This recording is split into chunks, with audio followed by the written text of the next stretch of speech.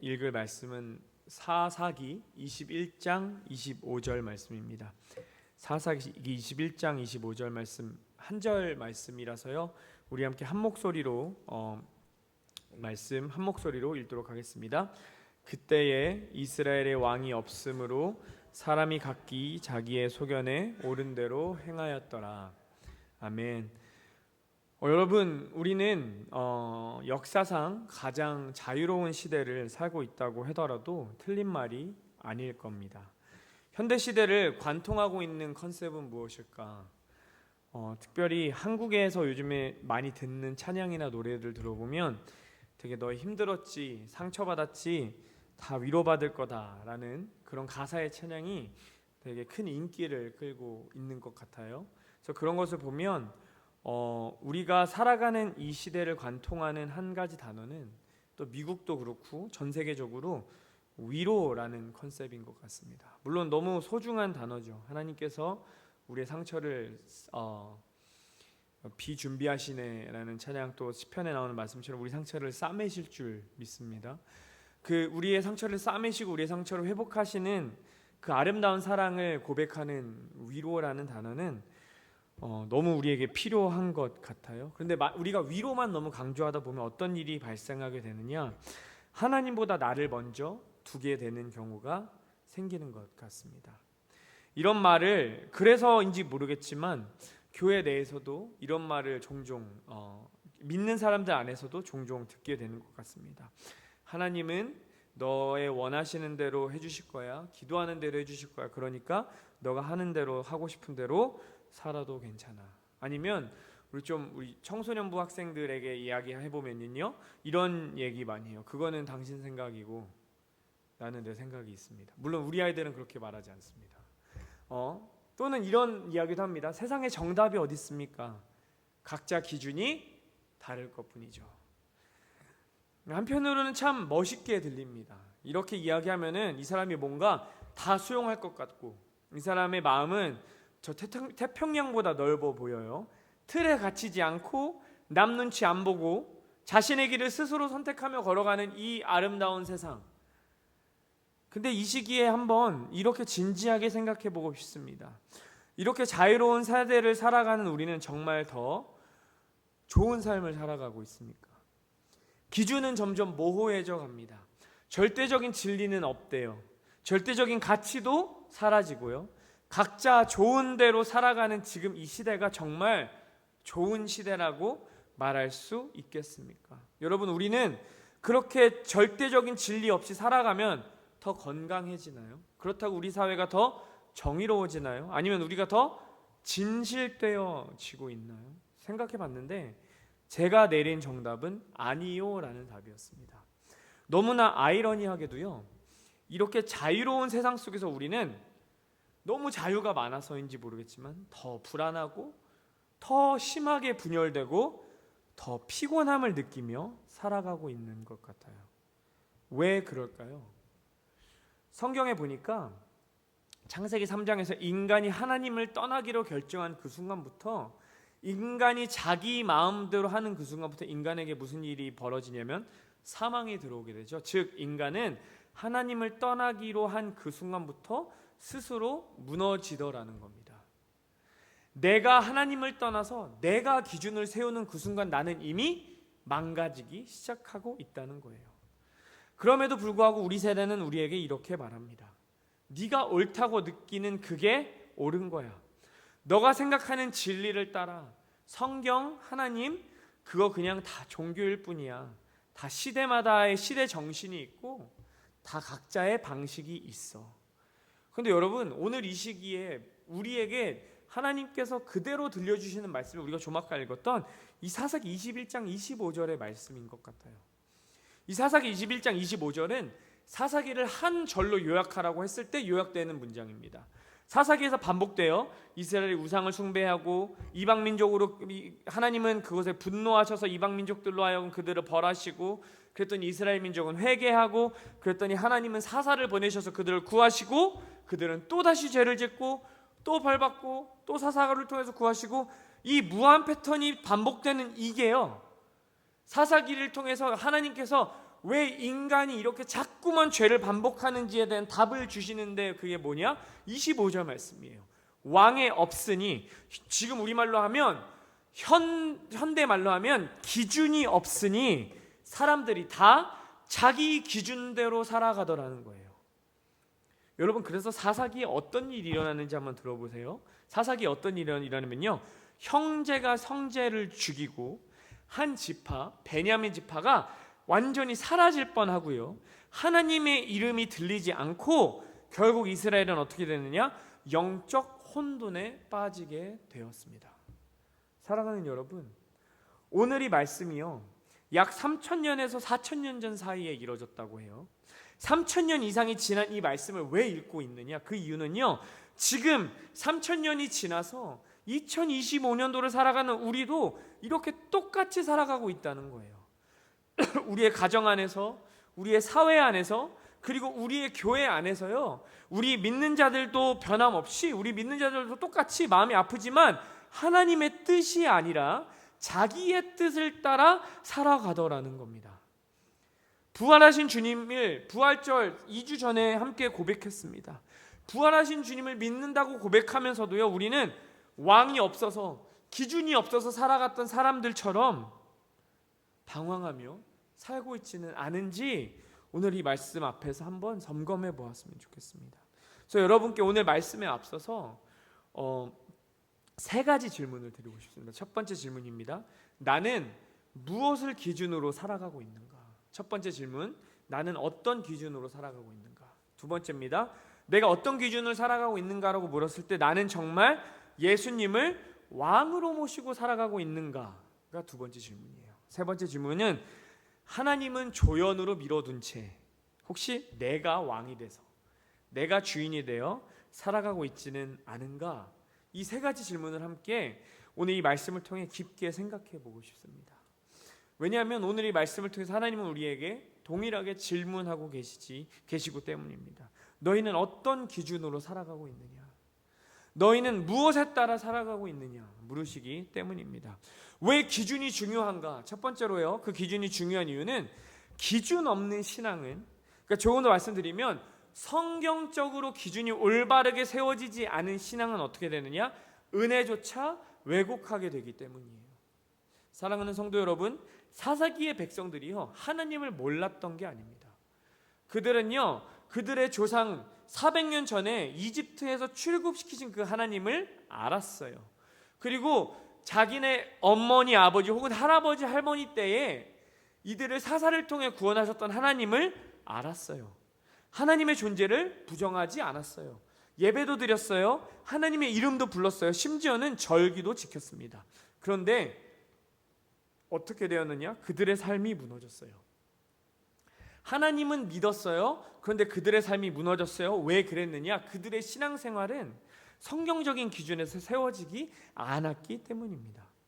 먼저 왜 그들은 우상 숭배에 빠지게 됐을까를 생각해 보고 싶어요. 여러분, 이들의 조상은요, 400년간 이집트에서 종살이하다가 출애굽했습니다.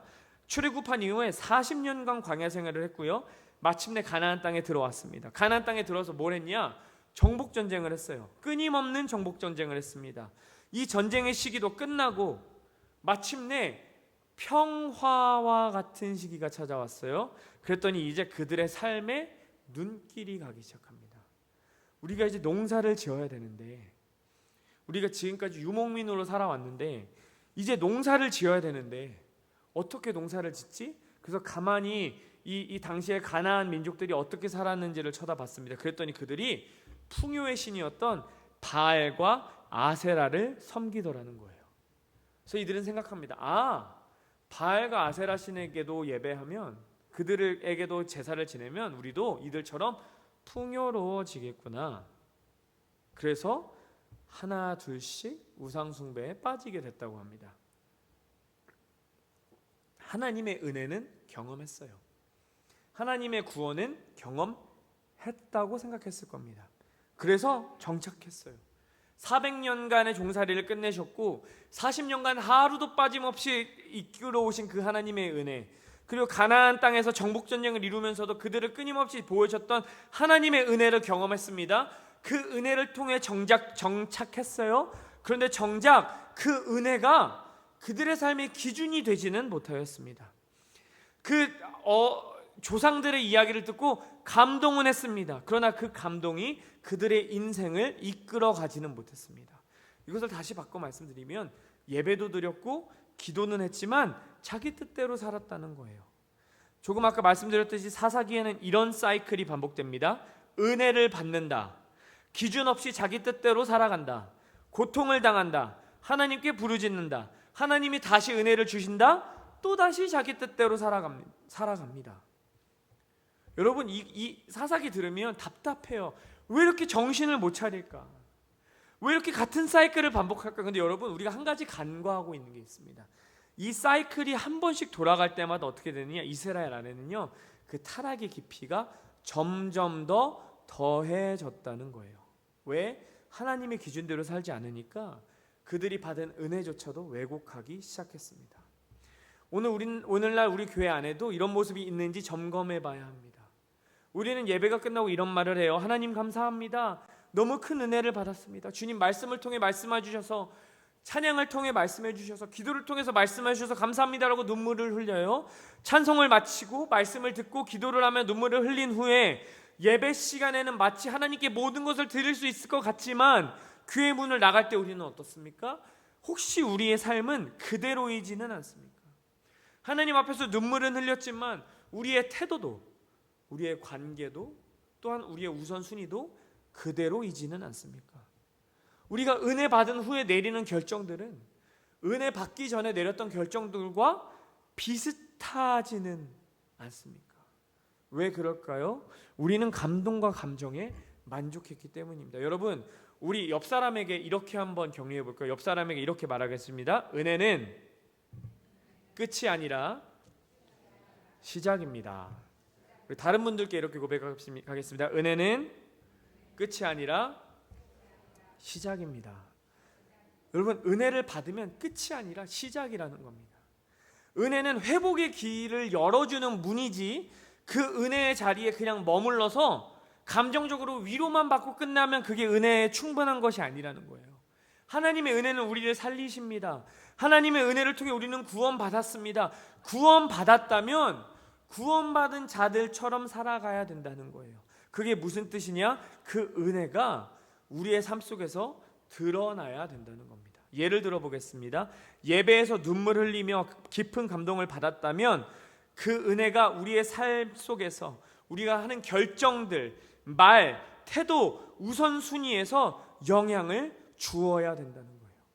만약에요, 우리가 은혜는 받았지만 우리의 말도 그대로, 행동도 그대로, 태도도 그대로, 우선순위도 그대로라면 은혜를 그냥 감정적으로만 느꼈다는 거예요. 우리의 삶 속에서 은혜를 받았다면 우리는 변화되어야 합니다. 여러분, 요한복음 14장 15절 보니까 예수님께서 이렇게 말씀하세요. 너희가 나를 사랑하면 나의 계명을 지키리라.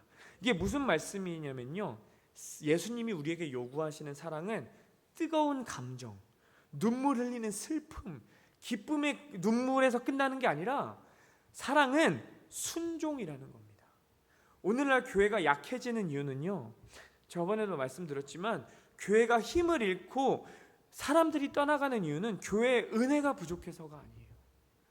교회에 다니는 우리들이 은혜를 살아내지 못하고 있기 때문입니다. 그러니까 이 사사기에 등장했던 사람들처럼 감동은 반복되는데 삶이 변화되지 않는다는 거예요. 여러분, 유튜브 이런 거 보니까 찬양팀은요 점점점 화려해집니다. 예배팀이요 점점점 커지고 유명해져요. 그러니까 이게 어떠냐면은 이제 제 와이프가 된 디에나 사모가요, 이 콘서트 쪽에서 일을 해요. 어떤 일이냐면 이제 가수들이나 누가 콘서트를 하면 그 이제 뒤에서 이렇게 자기가 말하는 건 자기는 이렇게 현대판 노예라고 말을 하는데, 그러니까 이 사람들이 뭐 필요한 거를 다 준비해주고 뭐 호텔방 꾸며주고 이제 이런 일을 해요. 근데 그때 저한테 뭔 얘기를 했냐면 자기한테 연락이 하나 왔는데 이 교회 예배팀이 투어를 하는데 자기 팀이 투입이 된다고 하더라고요. 그만큼 예배팀이요, 이 정말 그 수천 명, 수만 명 모이는 그 가수들만큼 커졌어요. 예배팀이. 너무 아름다운 일이에요. 수많은 사람들이 예배를 통해 복음을 접해요. 그런데 우리가 하나 착각하지 말아야 되는 게 있습니다. 예배팀이 커졌다고 우리가 더 화려하게 하나님을 예배한다고 우리의 신앙이 깊어졌다는 의미는 아니에요. 만약 우리의 찬양에 감동이 있어요, 화려한 찬양이 있어요. 그런데 만약에 그 안에 용서가 없다, 그 안에 여전히 다툼이 있다면 우리는 하나님의 은혜를 살아내지 못하고 있다고 생각할 수 있는 거예요. 설교는 들어요, 성경의 지식은 늘어가는데 삶이 그대로이다. 그럼 우리는 그때 하나님 앞에 무릎 꿇고 엎드려야 합니다.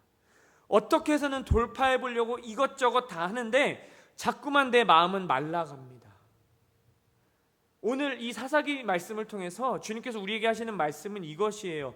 내 은혜는 너를 움직이기 위해 주는 것이지 단지 너가 그 감동을 받고 그 감정에 취해 있으라고 주는 것이 아니라는 거예요. 오늘 우리의 신앙은 어떻습니까? 우리의 신앙은 정말 말씀에서 말씀하시는 것처럼 용서가 있고 우리 삶 속에서 변화가 일어나고 우리가 이웃을 위해서 예수님이 사랑하셨던 것처럼 이웃을 사랑하는 신앙입니까? 아니면 내 중심적으로 내가 스스로 합리화하고 스스로 자기를 위로하며 왜곡하고 있지는 않습니까? 우리가 은혜를 살아간다는 말씀은요, 우리 삶 속에서 깨어진 관계가 회복되고요, 우리 삶 속에서 순종할 수 없는 일들에 순종하게 되고 변화하지 않을 것 같은 사람이 변하게 되는 것을 우리 삶 속에서 목격하는 것입니다. 사랑하는 성도 여러분, 그래서 오늘 우리가 여기서 한 가지 결단을 했으면 좋겠어요. 하나님의 은혜를 나의 기준으로 삼고 살아가겠습니다. 말씀이 나의 기준이 돼서 말씀대로 살아가겠습니다. 더 이상 감정적인 만족, 감정적인 그런 것들을 소비하는 것이 아니라 은혜를 살아가는 주님의 제자로 살아가겠습니다. 이런 고백이 우리 삶에 있기를 간절히 축원드립니다. 또 한 가지 드리고 싶은 말씀은 하나님이 없이 만약에 우리가 기준을 세운다면 결국 어떻게 되느냐? 오늘 말씀을 보니까 하나님이 없는 기준은요, 결국 나를 믿게 되고 나를 믿기 시작하면 내가 무너지더라는 거예요. 사람들은요, 왕이 없다라고 말하면서 기준이 없었어요. 기준이 없으니까 어떻게 됩니까? 다 각자 원하는 대로 살아갔습니다. 하나님이 기준이 아니라 내가 기준이 된 거예요. 그리고 그 삶은 자율적이고 멋있어 보입니다. 그런데 아까 말씀드렸다시피 결국에는 나 자신을 무너뜨리는 것은요, 위험한 자기 신뢰의 길이 된다는 거예요. 오늘날 세상은 끊임없이 이렇게 말합니다. 너 자신을 믿어라. 내 마음이 시키는 대로 해라. 너가 생각하는 옳은 길을 가라. 이 말이 너무나 듣기에 멋있어 보이고 자유로워 보일지 모르지만 여기서 문제는 인간의 마음은 절대 진리의 기준이 될 수 없다는 거예요. 예레미야 17장 9절을 보니까 주님께서 이렇게 말씀합니다. 만물보다 거짓되고 심히 부패한 것이 마음이라 누가 능히 이를 알리요 마네. 인간의 마음은 신뢰할 수 있는 기준이 되지 못합니다. 우리는 쉽게 감정에 흔들립니다. 환경에 휘둘리고 상처와 경험에 따라서 우리의 판단은 왜곡됩니다. 이게 사사기에 그대로 드러나거든요. 여러분 사사기 17장에 보면 미가라는 인물이 등장해요. 제가 좀 아까 이 사사기에서 반복되는 게 있다 그랬죠. 죄를 짓고 벌받고 회개하고 사사들이 구원한다. 근데 이게 반복될수록 이 사람들이 점점 죄에 빠져들어서 어떤 경제까지 이르게 되냐, 얼마나 망가지게 되냐면요.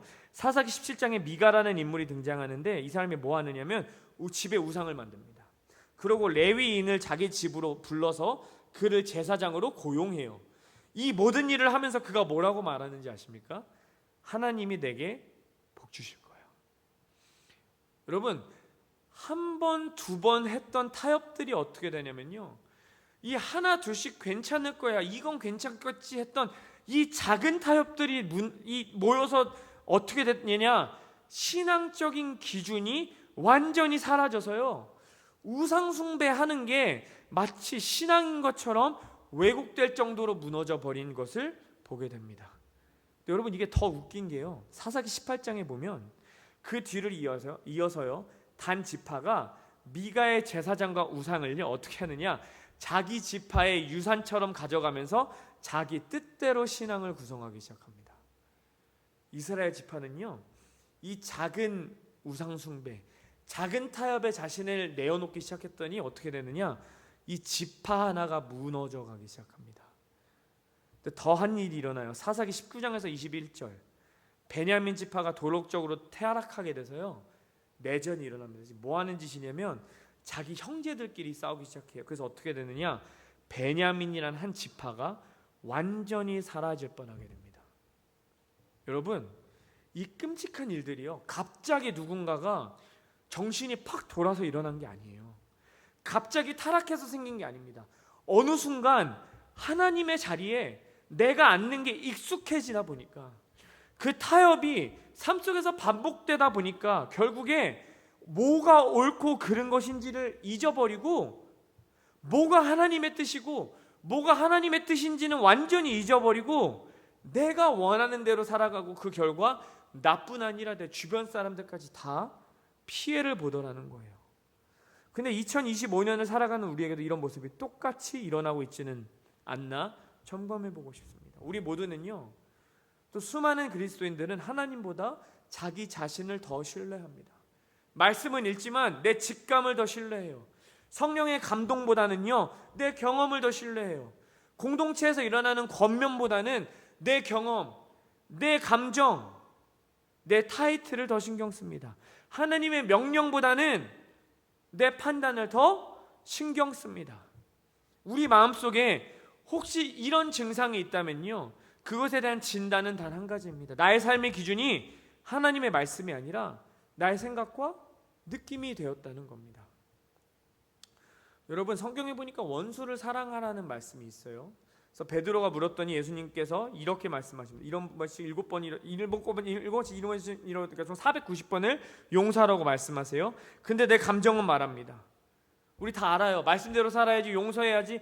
근데 나를 진짜 힘들게 하는 사람이 보여요. 그럼 이렇게 생각해요. 야, 내가 이 사람은 용서 못하지.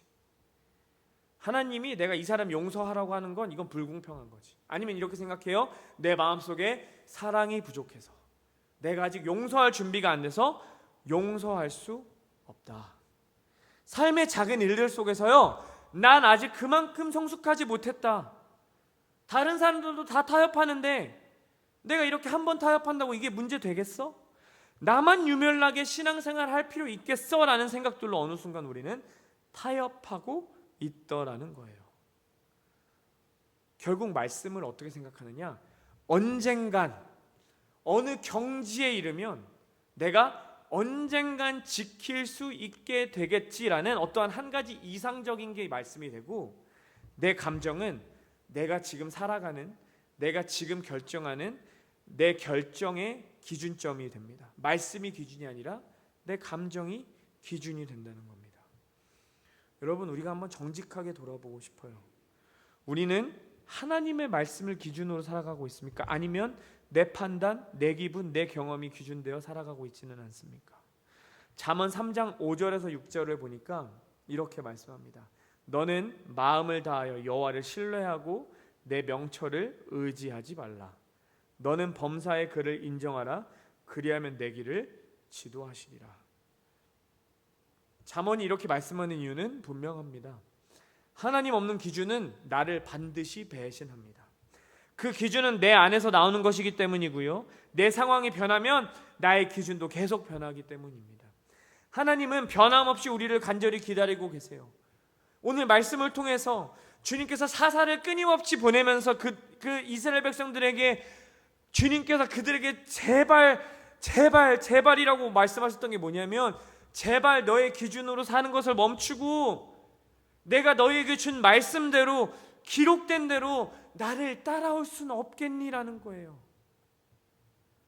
우리가 사사기의 말씀을 반복하지 않으려면, 나는 나를 믿지 않겠습니다 주님, 나는 하나님을 매 순간 신뢰하겠습니다라는 고백이 매 순간 있어야 한다는 겁니다. 또 한 가지, 나는 내 뜻을 따르지 않겠습니다, 나는 예수님의 말씀을 기준으로 삼겠다는 고백이 우리 삶 속에서 필요하다는 거예요.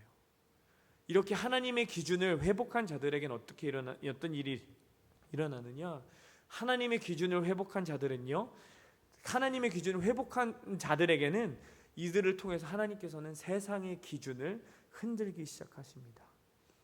이 시대는 우리에게 물어요. 왜 그렇게까지 신앙생활을 하려고 하느냐? 조금 타협하면 어떠냐?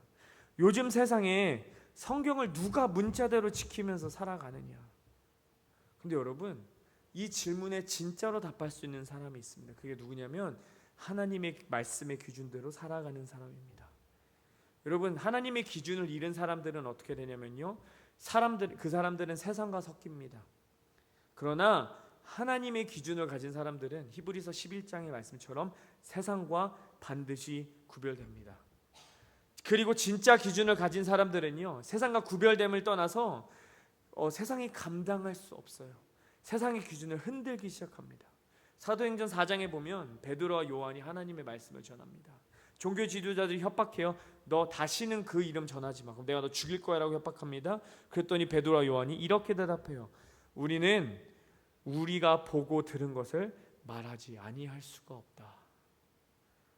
그들은요, 자기를 죽이겠다고 달려드는 사람에게 말합니다. 너희가 나를 죽일지언정 내가 보고 들은 것을 말하지 아니할 수가 없다. 여러분, 무엇이 그들을 두려움이 없도록 만들었을까요? 그것은요, 그들이 겁을 상실해서가 아닙니다. 그들의 기준이 명확했기 때문이에요. 그들의 삶 속에서 가장 중요했던 것은 그 무엇도 아닌 예수 그리스도였기 때문입니다. 예수 그리스도가 그들의 삶의 주인이 되시고 예수 그리스도가 그들의 삶의 왕이 되시니까 그들은 세상의 위협 앞에서도요, 복음을 포기하지 않게 됩니다. 기준을 타협하지 않고요, 결국에 어떻게 되냐면 이 세상을 흔드는 사도들이 됩니다. 사랑하는 성도 여러분, 세상은 오늘도 여전히 좋은 대로 살아라 라고 말합니다. 거룩보다 유익이, 순종보다 성공이 중요하다고 해요. 하지만 우리가 믿는 자들이라면 그렇게 말하는 목소리들에게 선포해야 됩니다. 나는 너희들이 말하는 기준으로 살아가지 않는다. 나의 마음속의 왕은 예수 그리스도이시다. 우리가 정말 그렇게 고백하고 살아간다면 그것이 손해처럼 보일 수 있습니다. 만약 여러분 그런 삶 가운데 손해처럼 보인다면 이 사람의 이야기를 기억하셨으면 좋겠습니다. 제가 몇 년 전 혹은 몇 달 전에도 나누었던 얘기인 것 같은데, 오늘 우리가 설교 후에 죄짐 맡은 우리 구주라는 찬양을 부를 건데요. 이 찬양의 이야기를 한번 기억해 보셨으면 좋겠어요. 이 찬양을 작사한 사람이 조셉 스크라이븐이라는 사람입니다. 이 사람이 1819년 아일랜드의 부유한 가정에서 태어났다고 해요.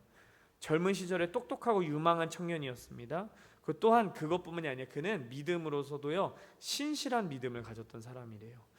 그는 어떤 한 여인을 만나서 약혼하였습니다. 결혼을 앞두고 있었어요. 그런데 그 비극이 일어납니다. 결혼식 하루 전날에 약혼녀가 말을 타고 오다가 강에 빠져서 익사하는 것을 보았습니다. 그래서 그는 충격에 빠져서 아일랜드를 떠나서 캐나다로 이주했다고 합니다. 캐나다에서 그는 이 여인을 잊지 못하고 평생 독신으로 살았다고 해요. 살기로 결정하고 그리스도의 사랑을 따라서 철저하게 낮은 자들과 함께하는 삶을 살았다고 합니다. 병든 이웃을 돌보고 몸이 불편한 이들 위해 장작을 패주고 성경 말씀을 가르치고 하나님의 뜻대로 사는 삶을 실천했습니다. 그리고 그는 나는 예수님처럼 살고 싶다라고 했다고 해요. 그런 그에게 또다시 사랑이 찾아왔습니다. 캐나다에서 너무 사랑하는 한 여인을 만나서 약혼을 또 했어요. 근데 어떻게 되느냐, 이번에는 그 여인이 병으로 세상을 떠나고 말았습니다. 근데 사랑하는 두 여인이 떠난 이후에 어떤 일이 일어나면 그의 어머니가 위독하다라는 소식을 듣게 돼요.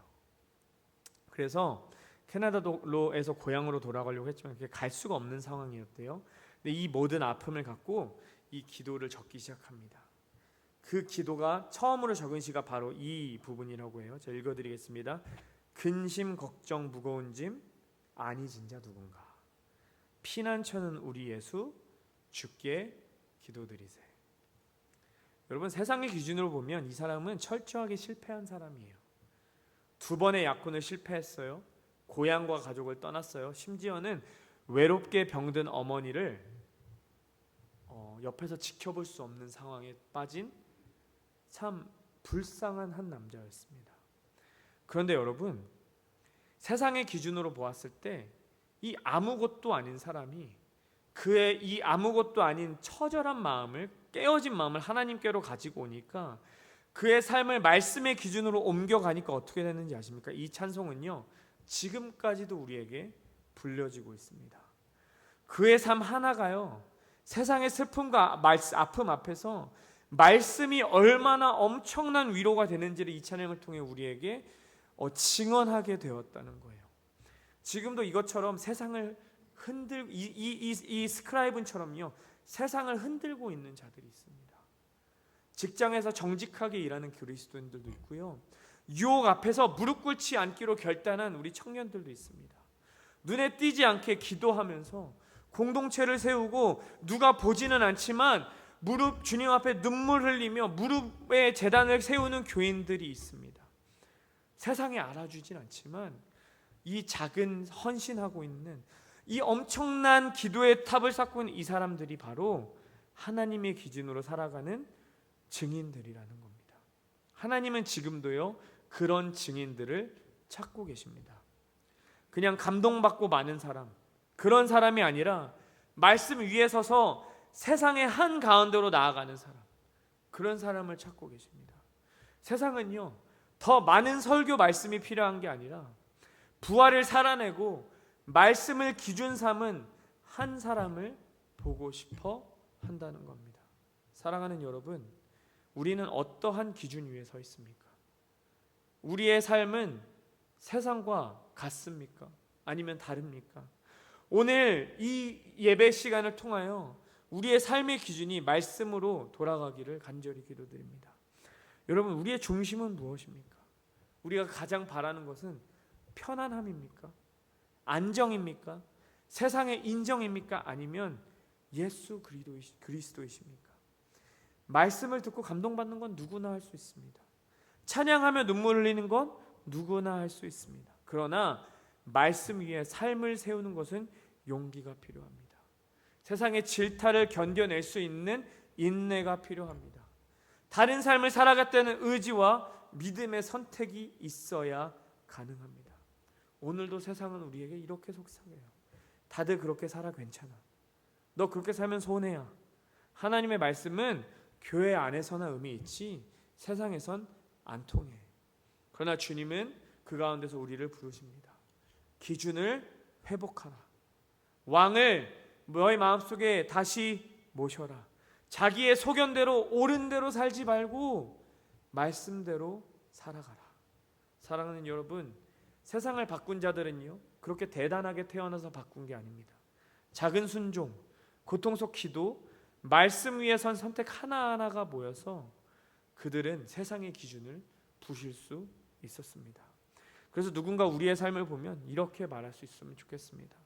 저 사람을 보면 예수님이 진짜 살아계신 것 같다. 나도 저 사람처럼 살아보고 싶다. 저 사람의 신앙, 저 사람이 믿는 하나님, 저 사람이 믿는 하나님이면 나도 믿어보고 싶다. 하나님은 완벽한 자를 찾고 계시지 않습니다. 주님이 찾으시는 자는요, 주님 앞에 깨어진 모습 그대로 나와서 자신을 다시 말씀 위에 세우려고 하는 자들을 찾고 계심을 기억하시기 바랍니다. 여러분, 여러분의 기준을 다시 예수님께로 옮기시기 바랍니다. 그분의 말씀이, 그분의 진리가, 그분의 십자가가 여러분의 삶을 움직이는 유일한 기준, 유일한 나침판이 되시기를 축복드립니다. 그리고 그 기준으로 우리의 가정을, 우리의 직장을, 이 교회 공동체를, 그리고 이 세상을 바꾸어 나가는 우리가 되기를 간절히 축원드립니다.